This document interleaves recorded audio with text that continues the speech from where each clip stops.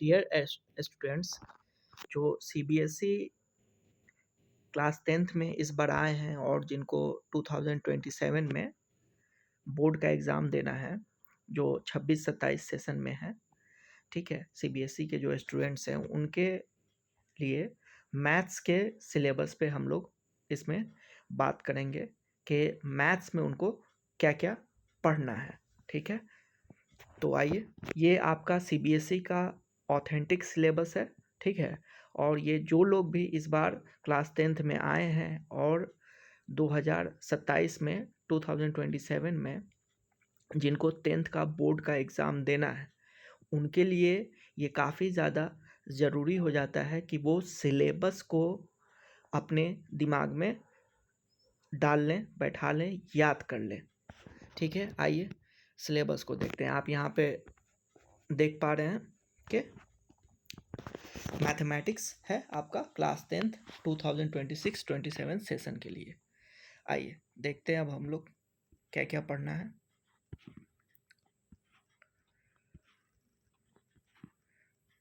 तो इसमें जो है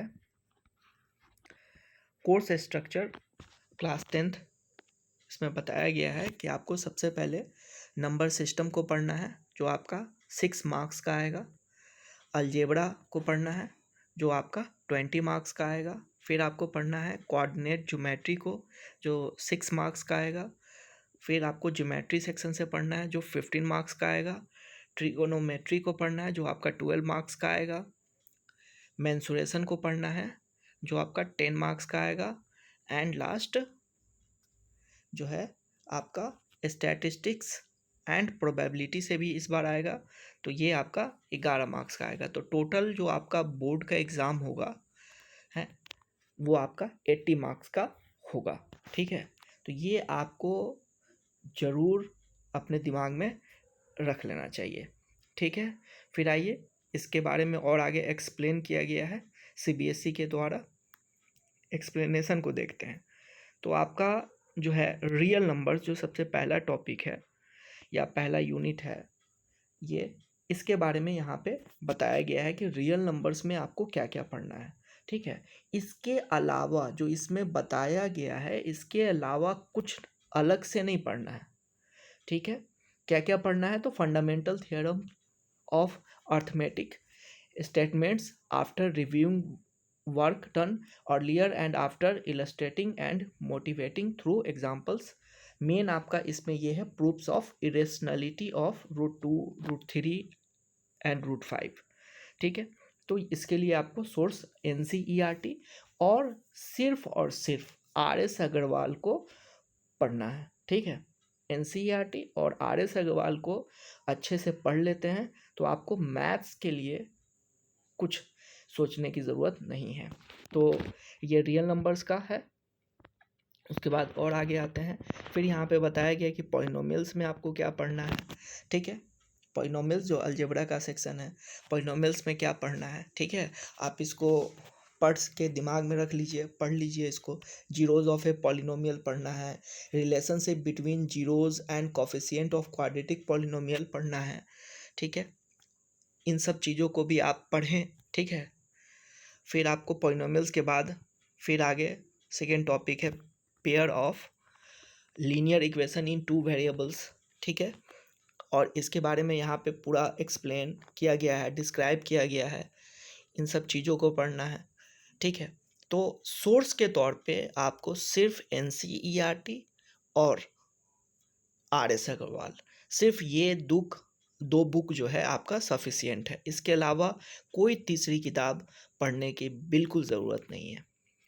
फिर आइए देखिए, पेयर ऑफ लीनियर इक्वेशन हो गया, क्वाड्रेटिक इक्वेशन हो गया, ठीक है। क्वाड्रेटिक इक्वेशन का ये पूरा सिलेबस को बताया गया है, ठीक है। उसके बाद 4th नंबर पे आपका अर्थमेटिक प्रोग्रेशन को बताया गया है, ठीक है। और फिर आपका 3rd यूनिट में कोऑर्डिनेट ज्योमेट्री के बारे में बताया गया है कि कोऑर्डिनेट ज्योमेट्री को पढ़ना है और उसमें क्या क्या पढ़ना है। और फिर यूनिट 4 ज्योमेट्री सेक्शन से ज्योमेट्री सेक्शन में आपको ट्रायंगल्स के बारे में पढ़ना है। ज्योमेट्री सेक्शन से आपको ट्रायंगल्स के बारे में पढ़ना है। फिर उन सब के बारे में एक्सप्लेन किया गया है। ठीक है, तो ये एक्सप्लेनेशन को जो है आप अपने टीचर्स के हेल्प से, जो आपके होम ट्यूशन में आते होंगे पढ़ाने के लिए, टीच करने के लिए, तो उनसे ज़रूर इन सब सिलेबस को समझें। ठीक है, और ऑनलाइन क्लास से अवॉइड करें, वो आपको भटका देंगे। ऑनलाइन क्लास बिल्कुल ना लें, होम ट्यूशन सिर्फ लें। फिर आगे देखते हैं। फिर सर्कल एक टॉपिक है, तो सर्कल से आप क्या क्या पढ़ना है वो बताया गया है इसमें। ठीक है, और फिर आपका ट्रिगोनोमेट्री है, सेक्शन यूनिट 5। इसमें आपको इंट्रोडक्शन टू ट्रिग्नोमेट्री पढ़ना है। फिर आपको सेकेंड नंबर पे इसमें ट्रिगोनोमेट्रिक आइडेंटिटीज़ पढ़ना है। ठीक है, फिर आपका इसमें हाइट एंड डिस्टेंसेस को के बारे में भी पढ़ना है, जो angle of elevation, angle of depression है, इन सब चीज़ों को पढ़ना है। ठीक है, फिर आगे देखिए। फिर यूनिट 6 में मेंसुरेशन है, जो आपका एरिया रिलेटेड टू सर्कल्स है इसमें टॉपिक। फिर आपका सरफेस एरियाज एंड वॉल्यूम्स है, इन सबको पढ़ना है। और लास्ट में स्टैटिस्टिक्स एंड प्रोबेबिलिटी के बारे में पढ़ना है, जो आपका उसमें एक टॉपिक है आपका स्टैटिस्टिक्स, और उसके बाद है एक और टॉपिक इसमें प्रोबेबिलिटी। ये सिर्फ इतना टॉपिक को पढ़ना है। ठीक है, ये इतना ही सिर्फ टॉपिक है जिसको आपको अच्छे से पढ़ना है। और सोर्स के तौर पे सिर्फ एनसीईआरटी एनसीईआरटी और सॉरी आर.एस. अग्रवाल। ठीक है, बस ये 2 बुक आपके लिए बिल्कुल सफिशियंट है। इसके अलावा कोई तीसरी किताब आपको नहीं पढ़नी है। और अगर आप बिहार के मुजफ्फरपुर में रहते हैं तो आप मुझसे कांटेक्ट भी कर सकते हैं। ठीक है, जिससे आपकी जो पढ़ाई है वो बहुत ज़्यादा ओरिएंटेड हो जाए, गुणवत्तापूर्ण हो जाए। ठीक है।